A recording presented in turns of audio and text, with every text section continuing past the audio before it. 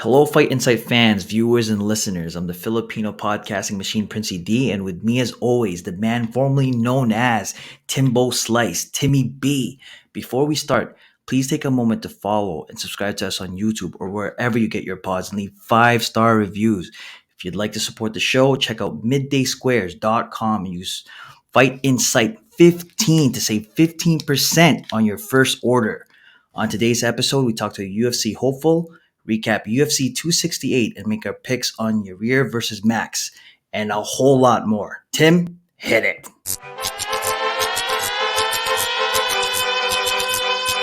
Yeah, it's Timmy B, Princey D, Fight Insight.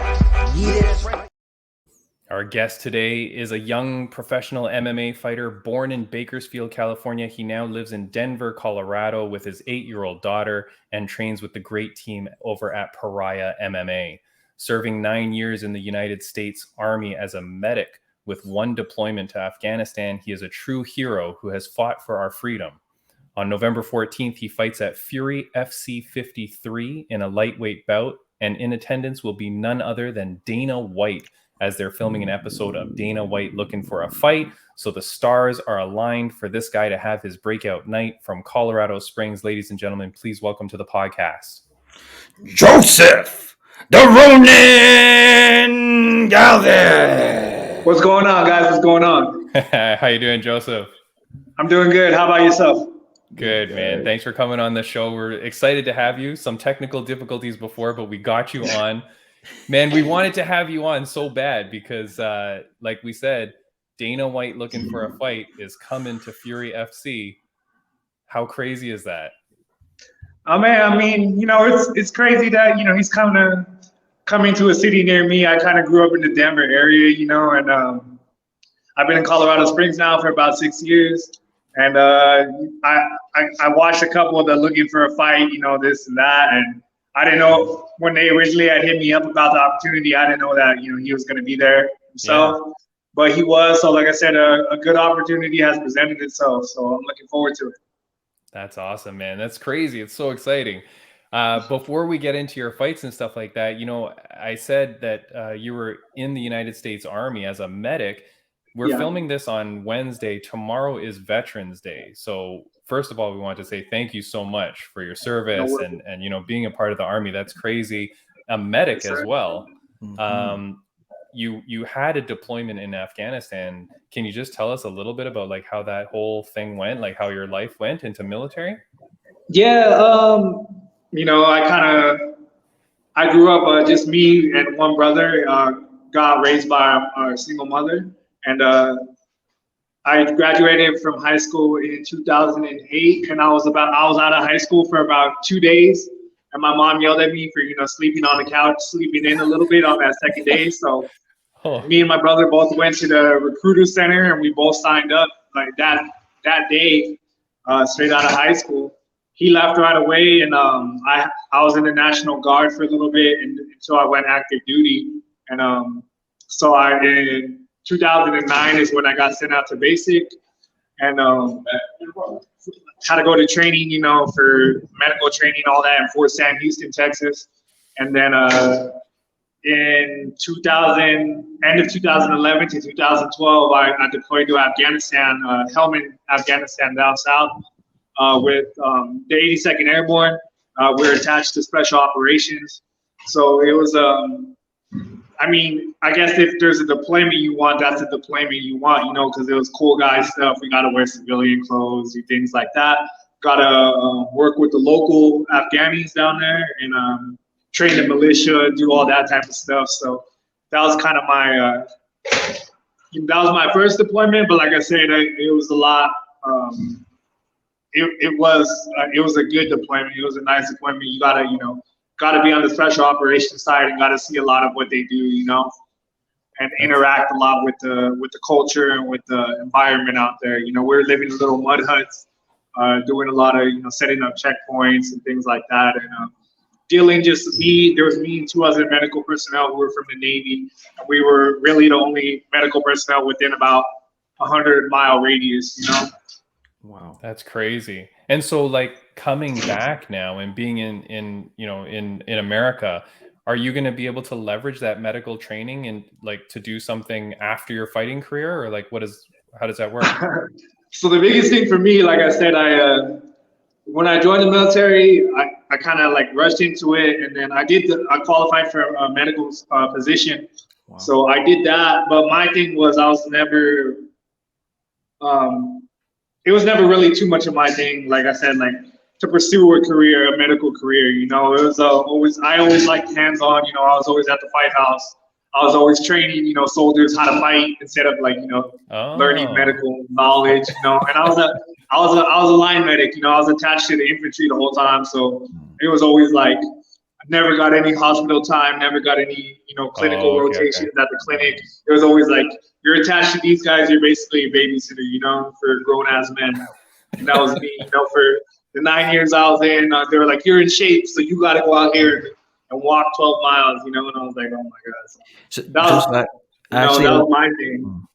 I wanted to ask you, I mean, so like usually, you know, when you get into the army, you lean towards the infantry division and, you know, more the ground forces or air forces. Like what made you want to lean towards the medic side? Like I said, there was when I first came in, they gave me a whole list of all the jobs I qualified for, you know, and they're like, there's only a few you don't. And like I said, I was 18, didn't know what I wanted to do. And my very first choice was vet tech, you know, veterinary technician. And they're like, no, that was not possible. So I didn't know how anything worked. And I was like, they were like, do you want to be a cook? And I was like, no, I don't want to be a cook. I was like, just give me something in the medical field, you know? So it all just boiled down to it. I signed a bunch of paperwork and they're like, oh, healthcare specialist. And I'm like, okay, that's a medic, you know? And then I did that. And like I said, as I carried on more and more throughout my career, there wasn't a whole lot of different, it was just always attached to infantry, attached to that type of line unit, you know, going out, shooting guns, doing that real hands-on. And so I didn't get a whole lot of like, the most medical training I got was on my deployment, you know? But yeah. So it was like I said, for me, it just kind of, I didn't want to carry on with it. And I wanted to carry on with things that I enjoyed. So like I said, I was always very hands-on, training soldiers, doing things like that. Being at the fight house, rolling, doing combatives. So that was always my thing. So I tried to do that as I progressed further into my career. And then I decided it was just time for me to get out, you know? Were you a fighter before you joined the Army? Like, were you training in high school? No, I did, I did like wrestling. I went wrestling middle school, high school, and then a little bit of boxing and a lot of traditional martial arts growing up, you know. And I watched it. I've always been a fan of the sport, so it was always a big thing for me. Like the biggest things I watched as I was growing up was basketball and then MMA, you know, or boxing. And then I never thought I would pursue it, but as I joined the military, and then in the military, I kind of, you know, did the combatives, and then I was training at a gym, and I just never wanted to take a fight, but I was training at that gym for, you know, 5 or 6 years. And then they were like, do you want to fight? And I was like, no, I just like, you know, I just enjoy training, you know? Yeah. And then all of a sudden, you know, I moved to Colorado once I got out, and I decided, you know, I was like, well, why not take a fight, you know, see what it's like. Nice. And I just kind of carried on from there. That's awesome. So for those that don't know who Joseph the Ronin Galaviz is, what kind of a fighter are you? For me, I guess for me, what mostly people know me as like a stand-up fighter, you know? Okay. A lot of people don't know, like I said, the very first like things I did were wrestle, you know? And I wrestled middle school, high school, and did all that. And I used my wrestling to keep me from getting taken down, and that's it. Because I'm like, no, but that's important. Yeah, like I said, and I feel I don't even try to go out there and have an exciting style, but all my fights have been exciting just because I'm not the type to stand. I feel like if I'm standing around not doing anything, I'm losing the fight, you know? Right. So I got that constantly going through my head. So I'm always active, always doing something in a fight. So I feel like it's no matter what, it's always exciting, you know. And then they're always like, "Oh, you had fight of the night, you had this, you had that." And like I said, knock on wood, but you know, I've never been finished, you know. And that's just like, that's because I feel like I allow myself to be finished in the training room against my training partners. I don't have an ego against him, you know. I was like, they can finish me, they can choke me out, I'll tap out, this and that. I was like, but in a fight, you know, like you're gonna have to put me to sleep. So I feel like that's what's helped me not be finished in my career. You know, almost 10 or 11 fights now, and I've never been subbed or knocked out. You know, like I said, hopefully that keeps up. But like I said, that's just a big thing for me. But Joseph, you've got Dana White in attendance, so are you gonna like suplex this guy? I'm gonna go out there and be me. You know, like I said, I haven't had a boring fight yet. I've had fights where I wasn't happy with myself, but like I said, I feel like just me going out there and being me, and with the opponent that I have, is gonna be exciting regardless. You know, and like I said, I know where where we stand, and I'm realistic about this and that. Like, so I'm like, even if I win by spectacular knockout, I'm not gonna be like, Dana White, sign me. You know, like I said, it's just like my thing is I never celebrate after my fights. You know, because win or lose, because for me it's always just I hate being in that position. You know, I hate for if I were to lose, someone to be in my face doing backflips and all this shit, dancing and going overboard, right? Yeah, after they just knocked me out, and doing all this. So I've never done that, I've never been the type to celebrate any of my wins because I always feel like I could do better too, So for me, I always look sad after my wins, when they're raising my hand, I'm just like, oh. No, hold on. Okay, hold on, Joseph. I know we just met, but I feel like we got to give you some serious advice here.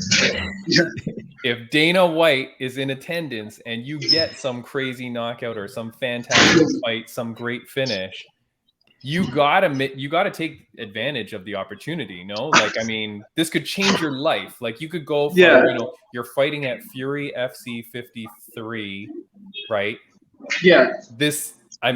You go in there as a young professional and you may come out as a guy who's caught Dana White's eyes. So, I mean, you may have to put aside that for a second.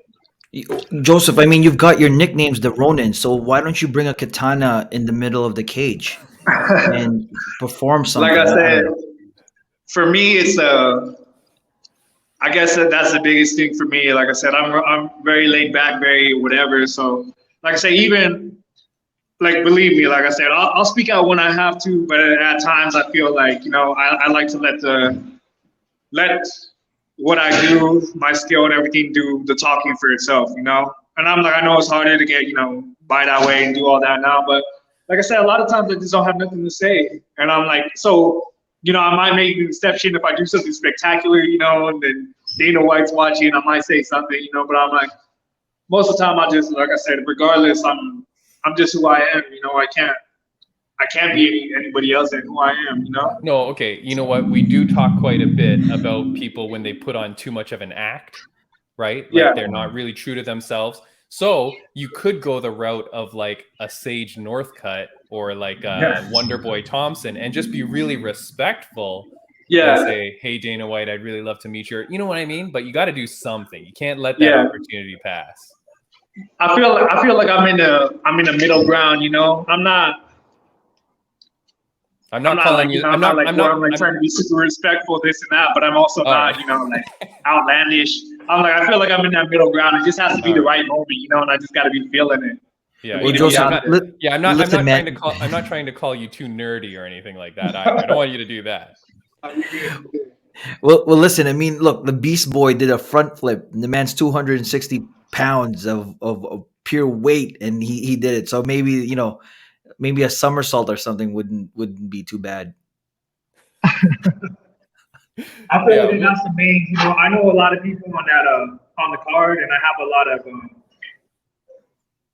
I wouldn't say I dislike, but there's not a lot of people I agree with, and there's people on that card that I know that I don't get along with anymore. So, like I said, I feel like once I finish, my opponent, that I am going to have some stuff to say to some of his, teammates or some other people, that anyone that wants to step up to the plate next, Yeah. Okay. There you go. Yeah. There you go. All right. You've got, what do you think? Just last question before we get to some fan questions. What do you think it will take to impress him, though? Like, what do you think you have to do? Like you said, hey, I know where I stand. I know I'm a young guy. What do you think it would take for you to impress him? You got to say it one more time. Your mic is kind of cutting out a little bit. Sorry. I was saying, what do you think it would take to impress Dana White? Like, what do you think you'd have to do to impress him? Impress? I mean, I feel like I got all the right, attributes. For me, I feel like I'm a stand-up fighter. I'm exciting. I got some power, and then I got cardio. I could go. The biggest things for me have always been, the weight. So, like I said, I'm making weight easy this time. So, like I said, for me, I feel like I got everything that you need to have to impress him. From skills to humbleness to the looks to whatever, whatever you want to call it. Yeah. And I'm like, so I'm not really worried about that. Like I said, if it happens, it happens. If it doesn't, it doesn't. And I'm like, there's always opportunities. You got to take it when it presents itself, but there's always going to be plenty of opportunities. As long as you don't quit. So, like I said, for me, I'm not necessarily worried about what Dana thinks. I'm like, he's not there specifically for me, so it's up to me, to make myself seen, and that's it. That's right. There's all these other people, and everyone wants to do this and tag him and be like, oh yeah, Dana White, and like he's not there for you. Like right. We're part of the show, but he's not there specifically for you. So make your mark, do your thing, be you. Like I said, I'm excited regardless. And I've never been in a boring fight. Like I said, I'm not going out there to look for a knockout, but I'm going out there to do a performance that impresses myself, a performance that I know I'm capable of. That's awesome, man. Before we let you go, Joseph, and we appreciate your time, I'm going to ask you two fan questions. The first one is actually from your management team at Mollywopped_sports. These are great guys. They're asking, in your last fight, it was a crazy brawl, and in between rounds, you kept talking into the camera. What were you saying? I was saying, so my coach was talking to me, and I was I was hyped out of my mind. That was one of those things I definitely need to learn how to adjust better in fights. He had hit me with a couple of shots that had cut me open. And so I was bleeding, and I knew that the judges were going to look at that as, oh, he's bleeding, he's damaged, he's getting beat, So I always want to get that back in my head. So I started getting hyped up, and then in between the rounds, I see they had the camera right in my face. So like my coach was trying to talk to me, and I was like, easy work, it's like easy work, because I'm like I was trying to say, it's not anything to me, I'm like, like I felt like everybody's looking at this blood. People are feeling sorry for me, and people are trying to be like, oh, he's losing this fight. And I'm like, for me, I was like, it doesn't matter to me. I'm like, none of that matters to me. I'm like, because watch this right now. I'm about to go out there and try to finish him. That was what was going through my head. So I was saying, easy work, something, and I was just talking shit. That's what I do. Nice. Good. And then the last question is from @EnterSite. They ask, when you get the contract, this guy's very confident you're getting the contract. When you get the contract to the UFC, do you move to Vegas to take advantage of the Performance Institute? You got to say it one more time. You're kind of cutting out. No worries. When you get the contract, do you move to Vegas so that you can take advantage of the Performance Institute there? No. For me, no. Like I said, I guess it's one of the biggest things that sticks out to me. I mean, I don't feel like you owe people shit. I'm like, you whatever, loyalty, this, that, whatever. But at the same time, whatever took me to the top, that's why I'm staying, These guys, like I said, I was at a different gym when I was in North Carolina. I would have continued there if I wouldn't have moved, for the military. But I moved. I came to Colorado Springs. I'm in Colorado Springs now. Like I said, been here for 6 years, training at the gym that I'm training at. And like I said, if they he built me from the ground up, made to UFC, I get a contract. Like I'm not moving anywhere, Nice. I mean, obviously, if there was like issues in the in the future, and then this, that, and then things didn't work out, you say your goodbyes and you have to go somewhere else, and that's different, But one of the biggest pet peeves for me is people that come from out of state that were training, doing well, undefeated or whatever it may be, and then they made it to the UFC, and then they came off of a win and then they left, and then they go to these big gyms like Factory X, Elevation Fight Team, or whatever in Colorado, and I see that a lot, you know. Yeah. And these guys are like, why don't you come train out here? Why don't you come train at Elevation? And I'm like, because that's not me. I'm not, you know. And if I felt like that gave me the best chance, but I'm like, but not every gym is for everybody. I feel like the best fit gym for me is my gym. And if I felt like I wasn't learning, then believe me, I wouldn't be there. But I learn every day. You know, I learn skills. I feel like I'm improving every single day. I'm better now than I was, you know, 2 years ago or a year ago or a month ago, even a week ago, you know. So, like I said, for me, regardless, you know, fuck the loyalty and all that. But like I said, I'm staying where I'm at if they get me to where, you know, I want it to be, you know. I at least owe them that. And I know I'm still improving every day, you know. So I'm not picking up and leaving to, you know, Vegas or anywhere else. I'm not going to Elevation. I'm not going to Factory X. I'm not moving states like all these guys did, you know, to go to these big gyms, you know. Yeah. That's just how I feel. Like I said, regardless, they had their own reasons to do what they did, but like I said, that's just how I feel. No, that's awesome, man. That's super respectful and honorable of you. We're going to put up the links to your Instagram on our show notes, as well as to your gym. The one that you're talking about is Pariah MMA. So we're going to put their link up there as well, so people can follow them and get to know, because it sounds like it's good people. Before we let you go, Joseph, is there anything that you want to say? Anybody that you want to shout out? Anyone you want to say hi to? I didn't know this was going to happen, for sure. Like I said, I always, number one, you know, I want to give a shout out to my daughter, Layla Galaviz, you know. She's my one daughter that I have. Love her, you know, love you, baby. And then this fight will be a few days before the anniversary.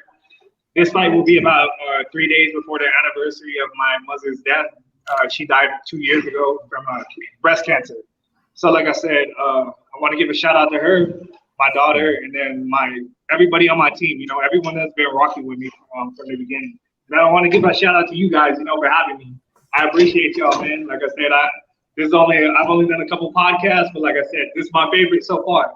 Hey, that's what I'm talking about, man. Joseph, we will let you go, man. I know. So guys, he was at a gym right when we contacted him, but Joseph, we want to have you back on the podcast after all your successes. We will talk to you again. Thank you so much for coming on the podcast. Best of luck on Sunday, November 14th. Fury FC 53. Guys, it's on Fight Pass. Go check it out. Watch it. It's also going to be on Dana White Looking for a Fight. So we'll see you on there, buddy. All right. I appreciate that. You guys take it easy. All right. Thank you for having me. All right. Take care, buddy. Have a good one. Nice. All right. This guy, wow. I think it was, what a great guy, man. I am so excited for him. I really want to see him do well on that fight. I'm going to put up a picture of the card here, or a picture of the fight. So that's him there. Mm-hmm. Is it on Fight Pass? Crap. I think it is. Maybe it's not. Fury FC, though. It's Fury FC 53. He is fighting here. That's his poster. Guys, check it out. We'll leave the links. If it's not on Fight Pass, go to his Instagram and you will get the links there. I think he'll share the links on there to how to get the fight. But Prince, what a nice guy, man. Yeah, amazing guy. And you know what? Shout outs to him too, because I mean, this thing almost didn't happen. But we stuck on. We stuck on, and we pushed on, and it happened. But Ronin, man, you know what? For some reason I keep calling him Ronin, but Joseph. Yeah. Solid guy. You know what? And I respect anyone who wears a uniform, especially because I mean, my dad actually was in the military as well. So anyone who wears a uniform, and you know, when he was saying all those things, I know we were kind of strapped for time, but anyone who wears a uniform has got all my respect, man. It's, you know, you do a lot, especially in that role, and for him to be a medic as well too. So that it's a lot to be dealing with. 9 years. When I read the intro, I'm like, wait, this guy's a young kid. Like, how the hell was he been in there 9 years? I thought I got it wrong, but he did it like 2 days after high school. Man, my mom yelled at me for a lot of things for a long time. This guy gets yelled at one time for sleeping in, and he joins the army. Like, that's it. I'm 2 days out of high school. What was I doing? Yeah. I think I was getting a beef patty. Maybe if you're lucky. Yeah, I don't know, man. But guys, so follow Joseph Galaviz, please do. And I do want to announce, Prince, for next week's show, we are going to talk about a slightly controversial subject. Don't get mad. Don't unfollow us. We're going to be talking about COVID and the ramifications that it has had in the mixed martial arts community and mixed martial arts world. We're going to try to stick to that area, but we have the infamous, what is he? A legend of mixed martial arts, Jake Shields. So former UFC fighter, Jake Shields. Jake effing Shields. Yes. Like, I think we made it. Like, Tim, this is it. Yeah. Like, I mean, by far the biggest legend that we've ever had on our podcast, right? This guy is a legend. Follow him on Instagram. You'll see what we're talking about, where he talks about like COVID and stuff like that. So we want to get into it with him. We're very excited to have him on. It will be episode 40 for us. So a good way to celebrate a milestone podcast. yeah, you know what, guys, I'm telling you, I wish you could see like the candid side, like behind the scenes of booking some of these guests. It's the sheer joy that you see when they respond to you. Oh my gosh. So Oh, Jake Shields is coming on. It's going to be an amazing podcast that we're going to be yeah. talking about really controversial topics. So yeah, you guys got to stay tuned. Yeah, it's going to be amazing. All right, let's get on with the show. Let's talk about a few different things. First, I forget what we even talked about that we were going to talk about in the intro, but I mean, do you want to just get to UFC 268 and just get through all the crap that happened in this thing? Yeah, you know what, and you know what, just to in honor of the leopard print suit and the hot slushy two-piece suit that Colby had on. I've actually had one of my tailors make me a special suit. I hope you For enjoy audio this. listeners, I'm sure this is going to be a treat. You're going to want to come on YouTube to see. Prince is putting on what appears to be a suit jacket with a dangling COVID mask hanging off it. Oh, he's got two. Oh, is this part of the shtick here? What are we? So this is a jacket with two masks. It's a mask suit, Tim. It's a mask suit. It's a mask suit. Okay. It's. I was trying to go. Going way over my head. I was trying to go for a theme. Usman came in with the leopard print. Kobe came in as a hot slushy. I came in with taped onto my jacket a mask and a glove. Okay. I will try not to edit this part out. This is good. This is good. Is so it? You know what I mean? Yeah, I think so. It doesn't fit me at all, but I feel like I'm adding a little flair to it. It's all about the flair now. Looks right? good. All right. I did bring something in honor of UFC 268. I thought this was going to be a celebratory drink, but I got my Bang Energy, baby. This was what Colby is sponsored by, Bang Energy, and his suit was these colors. This is the rainbow unicorn flavor, and I've been drinking this slowly throughout the day, and my heartbeat has not been ever as fast as it is right now. I'm dying. Were you clocking at, Tim? It's well beyond what my Apple Watch can calculate. It's like my Apple Watch exploded after 3 sips. Oh my gosh. It tastes good. All right, let's talk about UFC 268. What fights do we want to talk about? Let's go from the bottom up, I guess. I mean, first you've got to look at this guy. Oh my gosh. We're showing a picture of Chris Barnett, Beast who is boy. what? The world's most favorite fighter right now? Oh my gosh. Ever since he threw that knockout, everyone's been talking about that. Yeah. That finish. It was nuts. I honestly, when I saw it too, I was like, I wasn't expecting that. But when he threw that wheel kick, I'm like, did he actually just land that? And then he finished. 267-pound man throws a spinning heel kick, wheel kick, heel kick, knocks out Gian Vellante, and then does a standing front somersault sit out. The guy's a fan favorite. I think his Instagram following rose by like 200 and something %. Like, he was a fairly unknown guy, and he had like over 100,000 followers new over that couple days. huge things for this guy, man. The guy looks like such a character and such a great fighter. Very interesting. It's funny because his opponent too. I think he couldn't believe that it actually landed, and he was smiling. You could see the reactions, like "Holy crap! I got knocked out!" A wheel kick by the 260-pound man, and he did a front flip right in front of me. So, I did say to people, Prince, Gian Vellante, okay, he came in at 260 something pounds. The guy used to be like a lightweight or whatever the hell. He has put on so much weight. It was his retirement fight, the way he had been looking over the last several fights. I was on Instagram telling people, bet your house that Gian Vellante loses. Like, I didn't even know who Chris Barnett was, but I'm just like, the Vellante was fighting in New York, his home state, for his retirement fight, which he had already declared being his retirement fight. I had no hope that he was going to win. I mean, I didn't think he's going to get knocked out like this, but man, he did not come in shape at all. Like, it was, you can't do that, man. I don't know what the deal was, you know? And like you said, he was kind of laughing it off when he lost. Like, I don't even know how much his mind was in it. yeah, well, at least he left in style, right? So I mean, at Okay, least but geez Louise. like like I got wheel kicked, man. So I but guess. yeah, right? So I mean, you know what? I mean, hey, congratulations, happy retirement. I think he was just on his way out anyways. Well, he So was, but okay, literally. this is the thing for the people that follow us and get some betting tips. Like, I know our buddy from the gym, Anujan, he's taken some of our bets before and won big. The next bet you want to bet against is Roxanne Modafferi. Roxanne Okay. Modafferi is booked, I think, in a couple weeks, maybe. It's her retirement fight. She's hitting her 50th professional fight.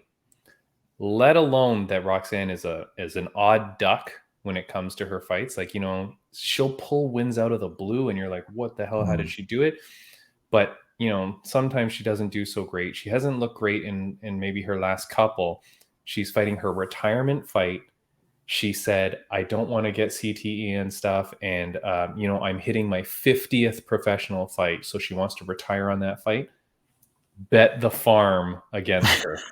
I do not think she's going to win. And I think that when people line up their retirement like that, it often does not go well, especially with the way you hear her talking. I don't know, but, you know, don't blame me if you lose the bet. But if you win, you can credit me all you want. Prince, we often talk about the fact that, like, sometimes gyms go on winning streaks and losing streaks.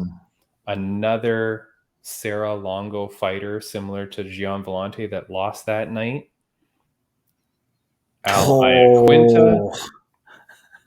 Al Iaquinta got knocked out by my. He's got to be Favorite. like one of my. Yeah, like, got to be one of my top 5 fighters active right now is Bobby Green. Beautiful knockout. What did you think about that one, Yeah, Prince? that was an amazing knockout, and you know what? It's funny because when he knocked him out, I was like, "Oh my!" I actually screamed your name. I was like, "Tim!" Like, Yeah. finally, yeah. Yeah. But yeah, that actually, I think on that card, I think it was one of the few ones that got the knockout, right? Yeah. So, Uh, um, yeah. But I mean, just Bobby Green, man, I talk about this guy all the time. His style, the way he's so slick with his boxing and his moves, and, like, you know, again, I'm showing the knockout punch, but you can just his extension on his arm, the way he just clean boxing, and to take out Al Iaquinta, who, yes, has not fought in a while, but Al is, like, up there in terms of, yep. you know, expectations and stuff. So to knock him out, both Bobby Green and Beast Boy Chris Barnett both got the performance of the night bonuses. So congratulations to them. Man, Bobby Green, total Yeah, monster. Love you that know, guy. And his speech in the ring after, talking about, hey, I never had a mom, I never had a dad, you know, people out there, whatever you want to achieve, you can achieve it. Like, he takes the time to be so motivational. Just love this guy, man. Love him. Yeah, I'm starting to realize the pattern of fighters that you like. You like those, the the Barbosas, the Bobby Greens, the really clean strikers. You know what I Yes. mean? Like clean Yeah. strikers, Yeah. right? Not sloppy. They stick to the formula, and it looks good. Yeah.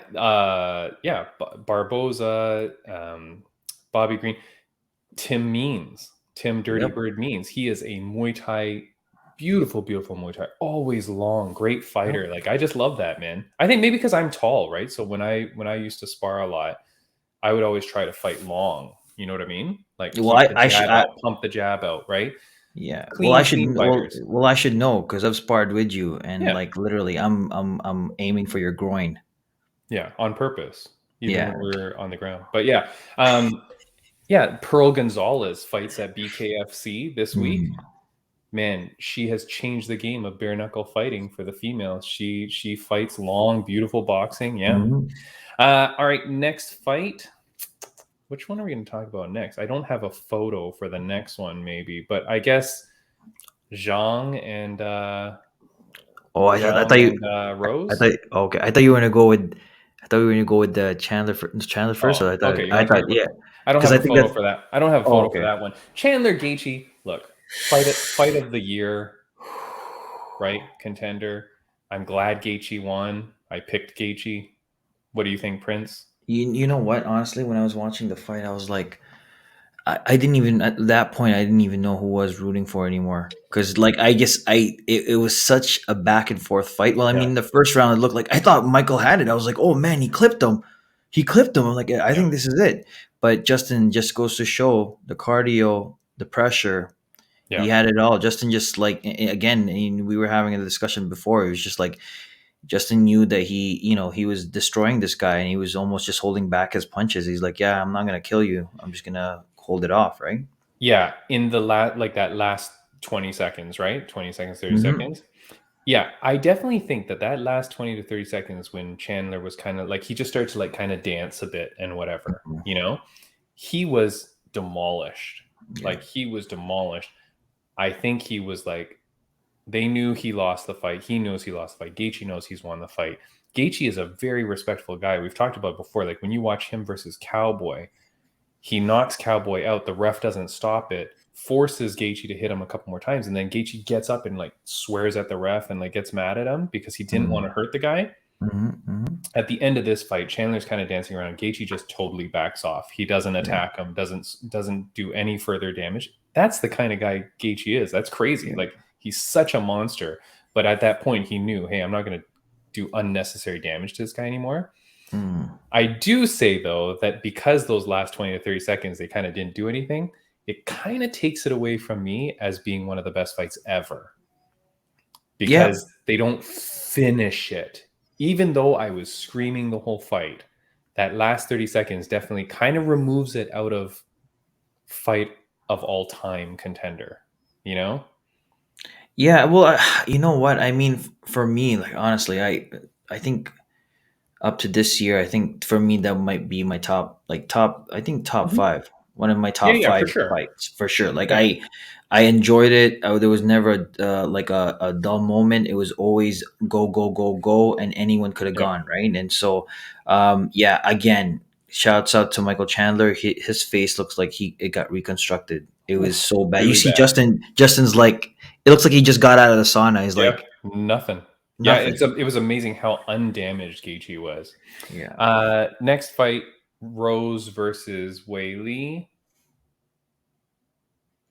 Yeah. Wei Yeah. Li has obviously. I was so disappointed in her inability to get up off the bottom, Yep. in her inability to kind of like move from the bottom or attack. I mean, she's a strong individual. She's got muscles for days. I don't know why, Rose was able to control her so well. Yeah, and It you know def- what? It just you know what I think it just goes to show just how how experienced, how like how strong, and also how smart Rose is in terms of just her fighting experience. I mean, she had straight control. I mean, I honestly wanted Whaley to take it. But I mean, she had no answer to Rose. Like I no, honestly nothing. thought, but you know what? There was one bit in that fight where Rose tried to throw that kick again, and Oh, a couple times. A couple yeah, times. a Yeah. couple times, and Whaley caught it, and it's almost like from that movie. You're like, not this time, Yeah. and throws it away. And I thought, maybe she was gonna follow up with something, but yeah, unfortunately, yeah, she just didn't have No. enough. No Really answer bad. to I don't Rose. know. I don't know what happens from here with the division. I don't know what happens to Wei Li. Even just the way she was fighting, I thought was really weird. She was very bouncy. Like she was really bouncing a lot. It just, I don't know, didn't look good. I was disappointed, very upset that Wei Li didn't win. And now I don't know what's going to happen with Rose. I do hope that they do Rose versus Carla Esparza. I think that's the only fight you need to make. Yep. Yep. And then it's a rematch from, like, I don't know, 7 years ago for the inaugural title. They would be having the rematch. I think that would be a great story. But we'll see what happens. Mm-hmm. Next fight. Oh, you want to say something else? Yeah, no. Go ahead. I was thinking of something. Yeah, go ahead, Tim. Sorry, my bad. No, okay. Next fight we'll talk about is the main event. Colby versus Usman. Heated rivalry. Talk a bunch of shit. Mm-hmm. Then they get in there. Colby lasts 5 rounds with him, but loses pretty decisively. You know, I didn't think Colby did enough to win. Maybe 1 round, but maybe 2. I mean, it wasn't that close. Usman never seemed like he was in trouble. Yeah. What did you think? I mean, I think it was in the first or second round. Usman dropped Colby, and then somehow Colby managed to just stick with him, and he was throwing some of those swing kicks to the body that actually like kind of stunned him, right? And so I was thinking, okay, you know, maybe I know I'm like, okay, Usman's gonna take this for sure. But then when I saw those kicks landing, I'm like, okay, maybe there might be something here. We might have something here, right? But again, it's just Usman's just on another level. But you know what? A prediction that we had last time. I was gonna say all of these fights are gonna end up in decision. Yeah, that's right. That's right. And at least the pay-per-view went quite long, much to my wife's disappointment, because it meant like we stayed up for so late to watch the card, right? Because it lasted so long. I mean, man, disappointed. I don't know what the hell happens with this division. We've talked about this before, but like Usman has cleared out this division. There is nobody that's a good contender for his title. I don't know what the hell happens next. Colby, just before we film this podcast, Masvidal has pulled out of his fight against Leon Edwards. I swear to God, that is because they're pulling him so that Masvidal can now fight Colby. Masvidal saying he has an injury. That's the early reports that we're getting. I say that's bullshit. Masvidal is pulling out because they're going to put Colby versus Masvidal as a big money fight, right? Like that's an exciting fight to put on with all the drama. Maybe they coach a season of Tough, you know, and then fight. But I think that's what they do, and then they give Leon Edwards the title shot, because who else is there, man? This division is kind of dead. I will say, Prince, let's take a watch. I have a video lined up. This was exciting. Okay, so for people that are not on YouTube to watch this podcast, I'm going to play a video that they captioned what was being said between Colby and Usman. So I'm just going to play it. It's quick here. I don't think I can speak over it, but see if you can hear it, Prince, but you can read it. Colby Covington. Go 25 minutes. I like that. Good job, gentlemen. Good job. Much respect. Much respect. All right, go kiss later. Go back to your corner. Go ahead. Well, you'd like to see it. All right. So for those that are listening only, it's Usman and Colby at the end of the fight. They're kind of staying there. And Colby is repeatedly heard saying, "Hey, man, I'm sorry for all the things I said. It's all about the money. It's all about the money." And Usman is there saying, "It's all good. You did well. It's all good." Colby breaks character, right? And becomes the nice guy and just says, "Hey, great job. Sorry about all that." Like, what did you think, Prince? Tim, like, you know what? I've told many people this before, and it's like the UFC is, the way I see it, it's almost like the UFC is like a flea market, and these fighters are all vendors.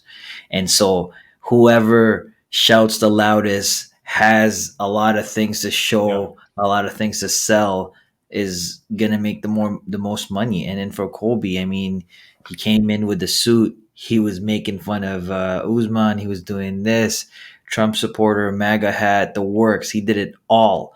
Yeah. And a lot of the things, that's what people have known him for. And that's in the following that he's had. And the thing is that I'm glad that you played that, Tim, because I was always wondering, what was he saying? What was he actually telling them, right? Because the only thing you could hear at the time on the pay-per-view was when the ref Mergliotta says, all right, go kiss later. You could clearly hear him say that, so you knew that they were saying something nice because he was saying, all right, go kiss later, get to your corners, right? Yeah.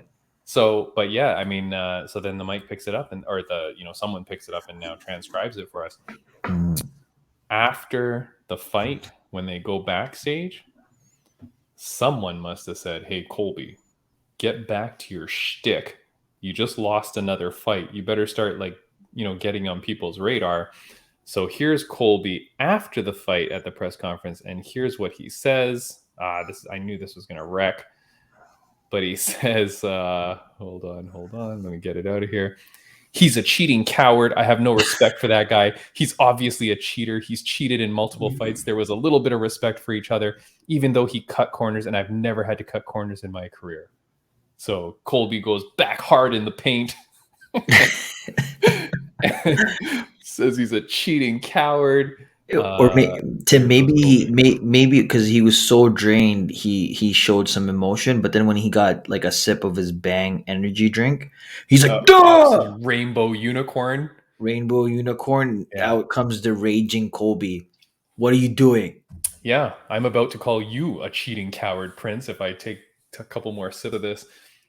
Yeah, I mean, good for him that he goes back to character, and then now he's starting to call out that Masvidal fight. So I think that's what he's got to do.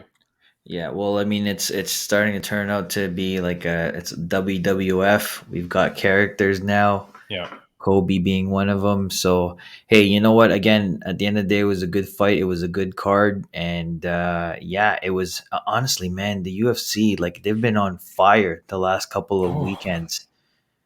Right? Yep. Like the last couple of weekends, beautiful cards, beautiful fights. Which, Prince, I don't know if you did this on purpose to set me up, but let's segue into this week's card, which in my opinion is a total dud. But the main event, and on the screen we've got from our buddies at MMA Social Squad, they did a nice fight poster for the main event, UFC Vegas 42. You've got Max Holloway versus Yair Rodriguez. Prince, how did you pronounce his name at the beginning of our podcast today? I'd love Yair. Come on, man. Say it again? Yair. Yeah. Is that one more time? Yair. Where's the R before what? You didn't hear it? Yair. Yair? Yeah. How would you spell Yair? Oh my gosh. You better edit this out, Tim. Unbelievable. No, I'm not editing that out. I love the way you pronounce people's names. Yair Rodriguez versus Max Holloway. Prince, when I look at the rest of the fights on the card, I almost have no interest. I apologize. I know we're not supposed to talk bad and stuff like that, but I don't know. I couldn't even see another fight that I would want to prep for. No, listen, this is the only fight that we're going to talk about just because solid fighters. I like both of them. I mean, I'm probably going to be going with Max. I mean, that's, again, striking. He doesn't, he doesn't like these elevator divas. He wants to, climb up there, and I think he's going to put another show. He's just going to show that, hey, I'm not out of it yet. I'm still in this. Yeah. I've got Max going on this. But then, oh man, his opponent. Wow. Tim, who do you got for this fight? I always say that your haircut really matters. Okay? Trust me. Like, when people come in with weird haircuts or when their hair is a bit of a mess, Edson Barboza, if he's not bald, he's performing poorly. But when he shaves his head, he kicks ass. There's other fighters too. Al Iaquinta in his fight with Bobby Green this week, when he came to the ring, I'm like, what the frig is this guy looking like? His hair was all weird and stuff. I don't have a good haircut, Prince, but I'm not fighting. But Ally Quinta looked really weird and then performed badly, got knocked out. I don't like Max Holloway's hair. Okay? I don't like it. I don't like how he's getting so. I don't know what it is. It's just he's looking disheveled. I don't know what it is. Like he looks odd. He doesn't look like he looked when he was a champion. And if you go back to our podcast with Mark Bowden, the body language expert, he said you have to continue to look and do the things that you did when you were winning. Like you have to replicate those things. Mhm. And I feel like Max has like lost a few to Alex Volkanovski and whatever. Mm. He's not looking like the same fighter as when he was dominant, when he was the Blessed Express and when he was the Blessed Era and all that. Mhm. He's looking different to me. I know he beat up Calvin Kattar, but that doesn't mean much to me. I think I'm going Yair. Sorry, Prince. I'm going Yair. Yeah. Okay? Because Yair is young, hungry, whatever, and I do not like Max's haircut. Okay, so this is really gonna help. Professional. This is really gonna help our credibility. It's just like, hey, how do you base your fights based on their hygiene? I don't And care, their- man. Hey, go. I will give you multiple examples of how this is correct. I will give you so many examples of how this is correct. So how do you think how do you think it's gonna end? Is it gonna be via spinning roundhouse kick? Yeah, Yair is very flashy. I think some form of knockout, something. I think Max is gonna, people keep touting Max as like the greatest boxer of all time, the greatest Yeah. striker of all time. I think Yair is gonna play that game with him, Hmm. and Yair throws a lot more kicks than Tons. Max. So I think it's gonna be a more boxing centered Max versus a more diverse striker in Yair, and I think Yair is eventually going to catch him. And the thing is, he throws a lot of oblique kicks too. Like, Gross. I don't like watching. Like, especially if that's some of your bread and butter as well. I mean, John Jones made a career out of that too. Yeah. Man, I don't like it. No. Ah. So okay, so we're split on the main event, Prince, and I think that's all we're talking about. I think that's the only fight we're going to talk about. I mean, I'm sure there's going to be other great fights on the card, but for now, that's what we're going to talk about. Before we go, for our sponsors, we always want to say thank you. We got to do our sponsors earlier in the show. We always talk about Midday Squares, guys. Definitely, if you have not tried it. Midday Squares. I ate mine today before the podcast. Functional chocolate bars that will keep you healthy, keep you energized, keep you full, stop you from eating crap. Go to middaysquares.com and use code FIGHTINSIGHT15 to save 15% on your order. The other sponsor we want to talk about is innerstrengthproducts.ca. We will put all these links in our show notes. Innerstrengthproducts.ca. They're a Canadian-based supplier of essential powerlifting gear. Go out there, check out some of their stuff. We do have a giveaway coming. I know I've been saying that for a few weeks. If you want a $50 gift certificate to innerstrengthproducts.ca, no minimum spend, message us, email us. We will see what we can do for you before the giveaway. Okay. Prince, friends of the podcast update, Brian Bam Bam Barberena. He is our good friend. He is going to three-peat on the Fight Insight podcast. He is coming on in a couple of weeks ahead of his fight against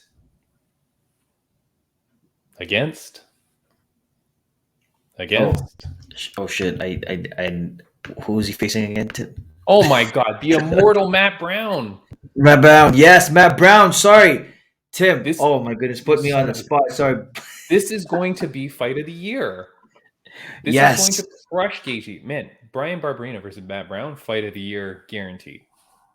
Yeah, and you know what? If you watch some of Brian's training videos, he's been like on tip-top shape. He's looking good. He's looking great. He's feeling confident. Again, I am betting my house, my beard, my gaming chair.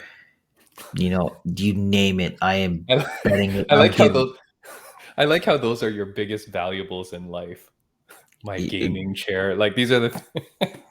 Why not, man? Look at that. Yeah. Bam. Nice. Yeah, man, that's gonna be an exciting fight. So anyway, so he's coming on the podcast in 2 weeks, and Trap Gambino, his fight is canceled. He just posted online, and Trap Gambino, one of the coolest friggin' guys that we ever had on our podcast. But he just posted something I just want to share. He was ready to fight in October. His previous opponent would not accept the rematch, so he got another opponent. That guy got injured, so they gave him another guy that they told him was 0-3. So he accepted as an amateur who's 0-1 himself, Trap Gambino. Then weeks before the fight, I find out he's actually 4-3-1 with plans to go pro. So Trap is like, get out of here. I'm 0-1. I'm not fighting a guy with 8 fights ready to turn pro. So now Trap, unfortunately, does not have a fight lined up, but we will keep you guys updated to see what happens with him. Yeah, and if you guys haven't seen the podcast, you guys gotta watch it. Oh, Trap yeah. Gambino, solid, amazing The guy. best dude, man. Like, wow, that was one of the best podcasts we've had, just because of all Yeah, his yeah. experiences, and also his living room was just lit up like a Christmas tree, man. That was amazing. Mm-hmm. A great guy. Prince, before we go, is there anything that you wanted to say or anything that you wanted to shout out? Anything? Yeah, well, guys, again, just a friendly reminder: you can follow us, subscribe to YouTube. You can follow us at Fight Insight Podcast and Instagram, and you can listen to us in Spotify, Fight Insight Podcast, and That's right. you can also TikTok. We're also on TikTok and Twitter, so yeah, you can Yeah. follow us there. Okay. Everywhere. Yeah, man. Get your midday squares. Go get some products at Inner Strength. Follow us, rate us, rank us, blah, blah, blah, all that stuff. Around now, you'll start to see some links. Go click on some links for us. That would help out. Prince, I don't know, man. Next week, I am super excited to talk with Jake Shields. Man, Crazy. I'm nervous just thinking about Yeah, me having too. to talk. Like I'm like Topic. you probably will not hear a word from me. I'm just probably gonna. You know what? Let him run the show. Just change the name from Fight Insight, turn it to Jake Shields, Okay. the show, Nice. and that's it. Just and have him come in, and you know what? We're not even gonna pop up. Just let him just keep talking. Yeah, And just give take as him much the time. mic. Yeah. No, I know we will have limited time with him, so I really just want to give him the floor and let him talk about the issue that he feels passionate about. Aside from that, guys, we please check out, support Joseph Galaviz on his Instagram. Again, we'll put that link up in our show notes. It's Joseph. It's at Joseph. Hold on, before we go, I'll put this up here. I had it during the show, I think. It's at Joseph Bow Galaviz, B-O-W, Joseph Bow Galaviz, Galaviz. So go find him on Instagram and support him, man. Tell him that we sent you and support the dude. He's like, what a nice guy, man. I had no idea how he would be, like, personality wise. Yeah, solid, solid individual. And you know what? I'm just hoping this guy suplexes his opponent. I really want him to get that goddamn contract, or at least get featured on the show. I want him to get some stuff because he seems like such a nice kid, man. And I really like how he said that he wasn't going to turn traitor on his gym. Yeah, That's pretty cool too, man. And he talked about not wanting to go to one of those big, like he said the names of them a few times, so I don't want to do that. But one of those big ones where it's just like a big mass, I don't know, what do you call it? Like churning out like fighters, right? Like it's like a mill. It's yes, like a puppy mill. Yeah. There you go. Yeah. So that was pretty cool, man. That he's sticking tight with Pariah MMA and who brought him to the dance, right? I like that. I thought that was a great answer. So yeah. Well, honestly, yeah, loyalty. He's a vet. He's done it all, and he's he's in there repping. So hopefully he does well. I know he will do well, and again, hopefully he buys a katana before he ends up with the show and does something. Yeah. He has to do something. I mean, yeah. I hope he does well, man. Prince, we're right at the hour, so I'm going to end it here. You're good? We're good. Right around now. Okay, 10 seconds. Now the videos are here. Prince, have a good one, my friend. This was a great episode, and next week's is going to be amazing as well, as always. Have a good one. Take care. Take care, buddy. Jake Shields.